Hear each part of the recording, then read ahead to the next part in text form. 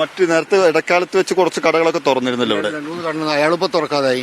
ഒരു കടക്കാരൻ പറ്റ ഒഴിവാക്കി, പിന്നെ ഒരു കടക്കാരൻ പിന്നെ തീരെ തുറക്കാതായി. ഒരു കടക്കാരൻ ഇവിടുന്ന് പോയി. അപ്പൊ ഞാനിങ്ങനെ കുറച്ചു നേരം തുറക്കും, ഒന്നും കിട്ടൂല, വെറുതെ ഇരിക്കുക. അപ്പൊ നിങ്ങൾക്ക് തന്നെ അറിയാം, നിങ്ങൾ തന്നെ ഇപ്പം പറഞ്ഞാൽ ഒരു 10 കിലോമീറ്റർ ഇവിടെ നിന്നാൽ നിങ്ങൾക്ക് അറിയാം ഇവിടുത്തെ എന്താ സ്ഥിതി എന്നുള്ളത്. കാരണം ഇപ്പൊ നിങ്ങൾ വന്നൊരു 10 സമയം ഒരു മനുഷ്യൻ പോയി ഇപ്പൊ ദേവരെ ഇങ്ങോട്ട് വന്നിട്ടില്ല. ഇങ്ങനെ ഒരു കണ്ടീഷനിലാണ്. 55 വർഷം കട നടത്തിയ ആളാണ്. കഴിഞ്ഞ ഒരു വർഷത്തിനിടയ്ക്ക് നിങ്ങളുടെ ജീവിതം മാറി മറിഞ്ഞല്ലേ? മൊത്തത്തിൽ മാറി പറഞ്ഞു. തുറന്ന ഒരു കടയുണ്ട്, മുഹമ്മദ് എന്നാണ് അദ്ദേഹത്തിന്റെ പേരിൽ. അദ്ദേഹം ഈ ചൂരൽമല അങ്ങാടിയിൽ ഏതാണ്ട് 55 വർഷമല്ലേ മുഹമ്മദ്? 55 വർഷം കട നടത്തിയ ആളാണ്. അദ്ദേഹം തന്നെ വിവരിക്കുക എന്താണ് ഇവിടുത്തെ സ്ഥിതി എന്ന്. എന്താ ഇപ്പോൾ ഇവിടുത്തെ അവസ്ഥ? എന്താ അവസ്ഥ എന്ന് പറഞ്ഞാൽ ഇങ്ങോട്ടേക്ക് ആരും വിടുന്നില്ല. മൊത്തത്തിൽ എന്ന് പറഞ്ഞിട്ടുണ്ടെങ്കിൽ ഇവിടെ ഈ ബാരിക്കേഡ് വെച്ച് അടച്ചിട്ട് പറഞ്ഞാൽ ഇപ്പം നമ്മൾ രാവിലെ തുറന്ന് കുറച്ച് നേരം പറഞ്ഞാൽ കുറേ സാധനങ്ങൾ നാശമായി പോകുന്നുണ്ട്. അതുകൊണ്ട് കുറച്ച് നേരം തുറക്കും എന്ന് പറഞ്ഞാൽ ഒരു അരമണിക്കൂർ നമ്മൾ അടയ്ക്കുകയും ചെയ്യും. നമ്മൾ ശരിക്കും തുറക്കാൻ പാടില്ല എന്ന് പറഞ്ഞതാണ്. പിന്നെ ഇങ്ങനെ സാധനങ്ങൾ നാശമായി പോകല്ലോ എന്ന് പറഞ്ഞിട്ട് അങ്ങനെ ഒരു 1/4 മണിക്കൂർ തുറക്കും. അത് കഴിഞ്ഞാൽ പിന്നെ നമ്മൾ അടച്ചു പോകും. ശരിക്കും ആള് വരുന്നുണ്ടോ? ആള് വരുന്നുണ്ട്, പക്ഷെ ആളുകൾ വന്നു കഴിഞ്ഞാൽ ഇവർ ഈ ബാരിക്കേഡിന് ഇപ്പുറത്തേക്ക് വിടുന്നില്ല. വരുന്ന കാരണം കാര്യമായിട്ട് വരുന്ന പറഞ്ഞാൽ അത്യാവശ്യം അല്ലിച്ചുള്ള ടൂറിസ്റ്റുകളാണ് വരുന്നത്.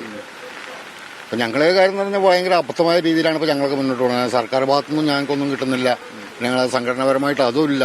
വ്യക്തിപരമായിട്ട് ആരെങ്കിലുമൊക്കെ എന്തെങ്കിലുമൊക്കെ തന്ന ആ ഒരു ഇതിലാണ് ഇപ്പോൾ ഞങ്ങൾ മുന്നോട്ടേക്ക് പോകുന്നത്. മറ്റു നേരത്തെ ഇടക്കാലത്ത് വെച്ച് കുറച്ച് കടകളൊക്കെ തുറന്നിരുന്നല്ലോ ഇവിടെ. രണ്ടു മൂന്ന് കട അയാളിപ്പോ തുറക്കാതായി.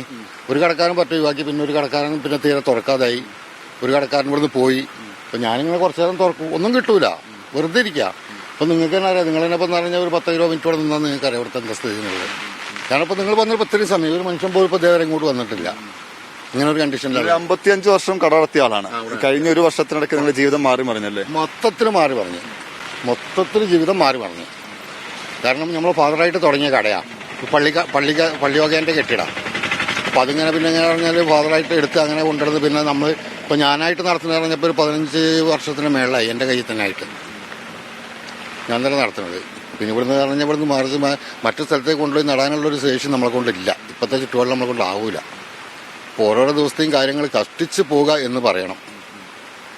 നിങ്ങളുടെ വീട് ഏത് ഭാഗത്ത് വരുന്നത്? എൻ്റെ വീട് കുറച്ച് അപ്പുറത്തേക്കാണ്, മെയിൻ റോഡിന്റെ സൈഡിൽ തന്നെ, കുറച്ച് അങ്ങോട്ടേക്ക് പോകണം. കടയാന്ന് ചളിയൊക്കെ മൂടിയിരുന്നില്ല? ചളി കയറി പറഞ്ഞാൽ പിന്നെ എല്ലാവരും വന്ന് നന്നാക്കി തന്ന് പിന്നെ കുറേ സംഘടനകളൊക്കെ സഹായിച്ചിട്ടാണ് ഇപ്പോൾ മുന്നോട്ടേക്ക് പോണത്. അവർ വാങ്ങി തന്നാണ് ഇപ്പോൾ ഉള്ള സാധനങ്ങളൊക്കെ അവർ വാങ്ങി തന്നതുമാണ്. അങ്ങനെയാണ് ഇപ്പോൾ മുന്നോട്ടേക്ക് പോകുന്നത്. ജീവിതം മൊത്തത്തിലാകെ അലമ്പായി നിൽക്കുന്ന ഒരു അന്തരീക്ഷമാണ് ഇപ്പോൾ ഉള്ളത്. എന്തായാലും അമൃത, അദ്ദേഹത്തിന്റെ വാക്കുകളിലുണ്ട് എന്താണ് ഈ ദുരന്തം ബാക്കിയാക്കിയത്. ഈ ഒരു ആണ്ട് തികയുമ്പോൾ എന്താണ് ദുരന്തത്തിന്റെ ബാക്കി പത്രം എന്ന അദ്ദേഹത്തിന്റെ വാക്കുകളുണ്ട്.